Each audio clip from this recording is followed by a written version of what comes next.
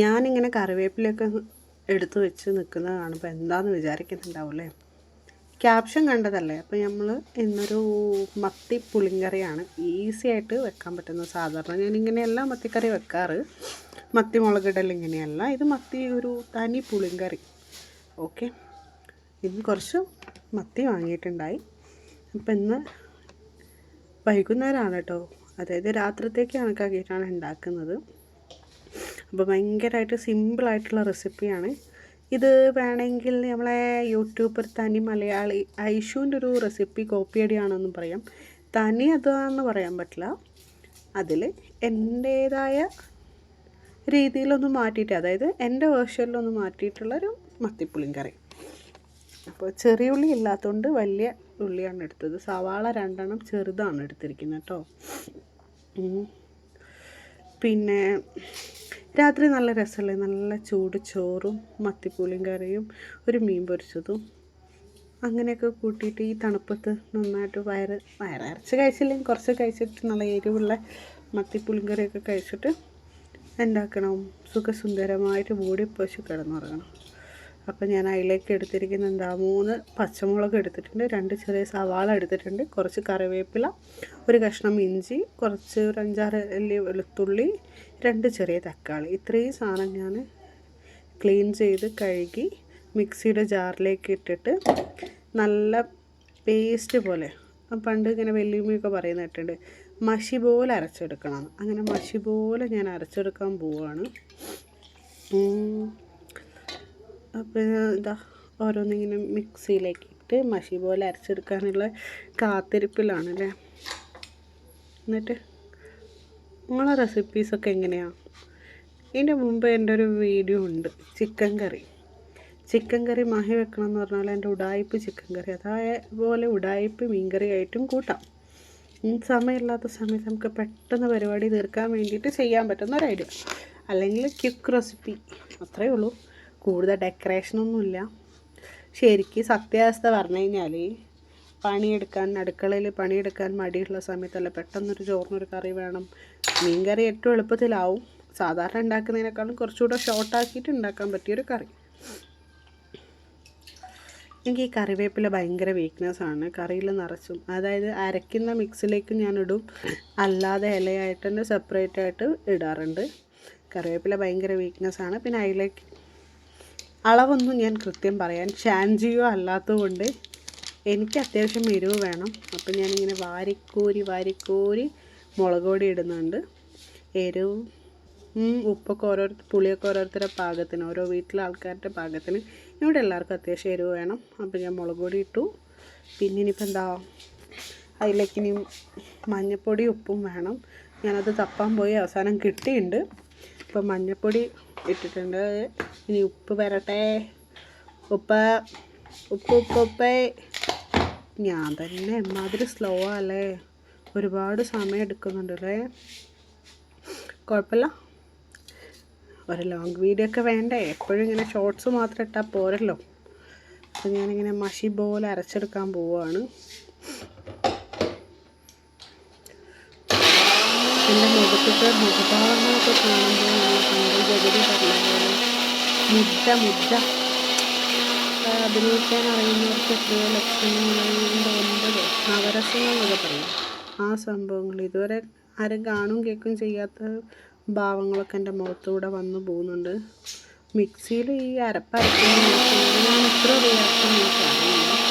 Video ഒക്കെ just on ചെയ്ത് വെച്ച് എഡിറ്റ് ചെയ്യാൻ നോക്കാൻ ഞാൻ ഇത്രയും ഭാവപ്രകടനങ്ങളൊക്കെ പിന്നെ വിചാരിച്ച് കട്ട് ചെയ്യണം. ഇതൊന്നും ഇപ്പോൾ വീണ്ടും ഷൂട്ട് ചെയ്യാൻ പറ്റില്ല. മിക്സിയുടെ ഈ ഒച്ചപ്പാടിൽ എൻ്റെ ആക്ഷൻസാണത്. അങ്ങനെ വലിച്ചു കയറ്റിക്കൊണ്ട് എന്താ ഈ തുമ്മി പണ്ടാറ് കയറിയിട്ടുണ്ട്. മുളക് പൊടിയാണല്ലോ, ബോധവും പൊക്കണവും ഇല്ലെങ്കിൽ പിന്നെ പറഞ്ഞിട്ട് കാര്യമില്ല. അപ്പോൾ പുളി വെള്ളത്തിലിടുന്നതിൻ്റെ മുമ്പ് ഒരു ചെറിയൊരു കഷ്ണം എടുത്തിട്ട് ടേസ്റ്റ് ചെയ്യാനൊന്നുമില്ല, പുളിക്ക് പുളി തന്നെയാണ്, വെറുതെ എടുത്ത് കഴിച്ചതാണ്.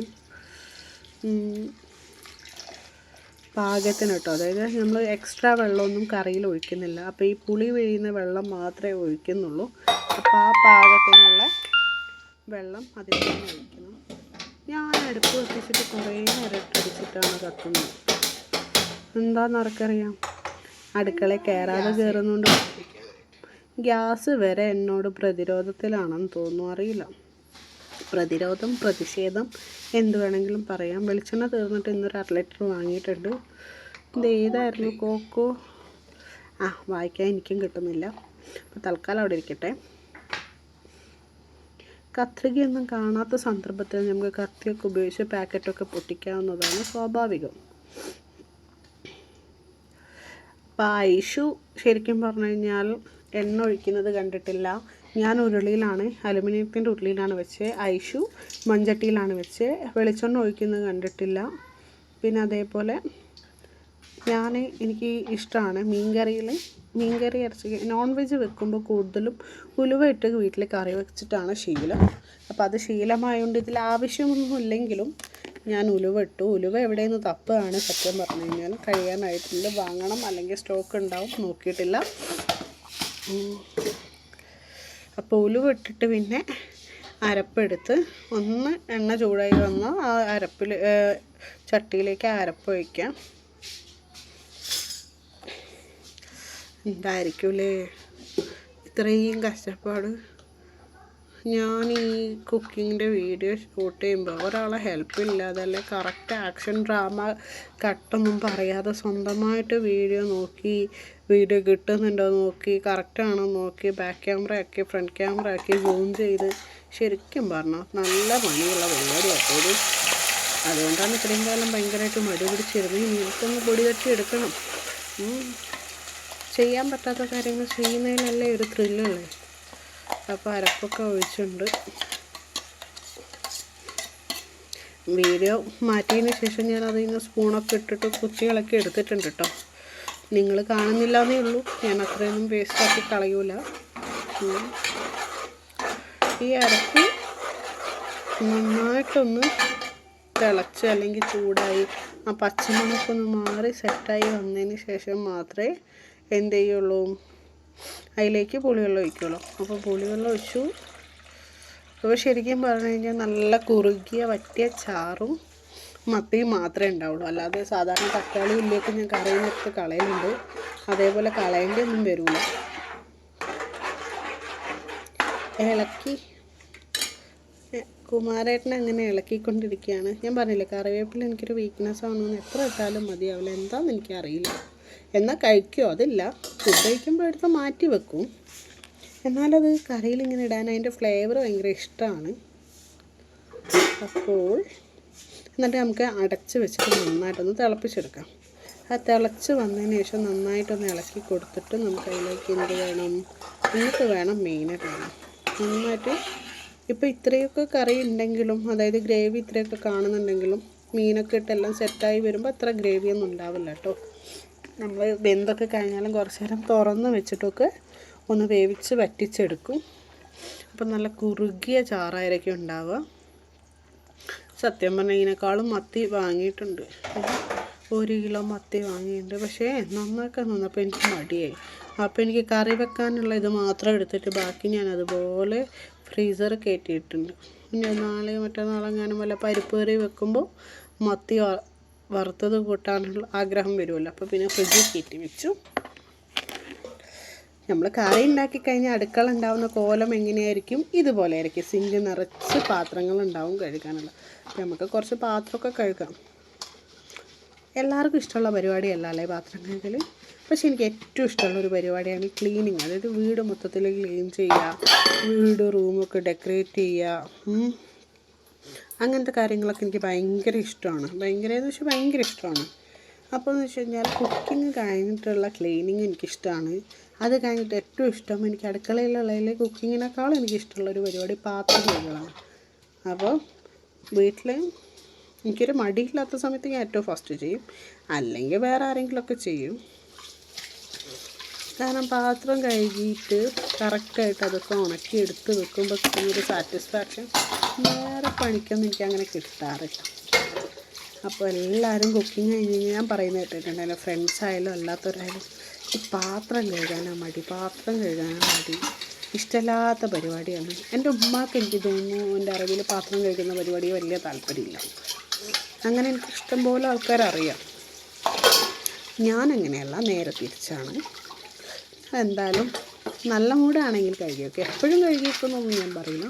ഞാൻ നല്ല മൂഡിലൊക്കെ ആണെങ്കിൽ ഞാൻ പാത്രവും കാര്യങ്ങളൊക്കെ കഴുകി വയ്ക്കും. പിന്നെ ഫുള്ള് പാത്രം കഴുകുന്ന ഷൂട്ട് ചെയ്യാതിരിക്കാൻ വേണ്ടിയിട്ടാണ് പകുതി വെച്ച് നിർത്തി കേട്ടോ. ബാക്കി ഞാൻ കഴുകി വെച്ചിട്ടുണ്ട്. അപ്പോൾ കറിയൊക്കെ ആയി തിളച്ചു. നമ്മൾ ചോറിലേക്ക് ഇങ്ങനെ ഇടുകയാണ്. നല്ല ചോറ്, നല്ല മത്തിപ്പുളി വറ്റിച്ചത്, അതിൻ്റെ സൈഡിലേക്കൊരു അയില പൊരിച്ചതും വെക്കുന്നുണ്ട് ഞാൻ. അതും കൂട്ടിയിട്ട് ഊണല്ലല്ലോ, രാത്രി ഭക്ഷണത്തിന് എന്തായിരുന്നു പറയുക, മറന്നുപോയി. വല്യമ്മ ഇങ്ങനെ പറയുന്നതൊക്കെ രാത്രി പട്ടിണി കിടന്ന് ഒരു പ്രാവിൻ്റെ ഇറച്ചി കുറയുന്നു. ഞാൻ ഇത്രയും ദിവസം പട്ടിണി കിടന്നിട്ട് ഒരു പ്രാവിൻ്റെ വെച്ചിട്ട് ഒരു പല്ലീൻ്റെ പോലും എൻ്റെ ശരീരത്തൊന്നും കുറഞ്ഞിട്ടില്ല കേട്ടോ. ഞാൻ വീഡിയോ എടുത്തു, സ്റ്റാർട്ടിങ് മുതൽ എടുത്തു എന്നുള്ള ധാരണയിലാണ് നിൽക്കുന്നത്. പിന്നെയാണ് വീഡിയോ നോക്കുമ്പോൾ ഞാൻ കഴിക്കാൻ തുടങ്ങുന്നതോ അഭിപ്രായം പറയുന്നതൊന്നും ഷൂട്ടായിട്ടില്ല. അപ്പോൾ പിന്നെ ഞാൻ വീണ്ടും ചെയ്തതാണ്. അതുകൊണ്ടാണ് പകുതി കുഴച്ച ചോറ്. അപ്പോൾ ശരി, ടാറ്റാ.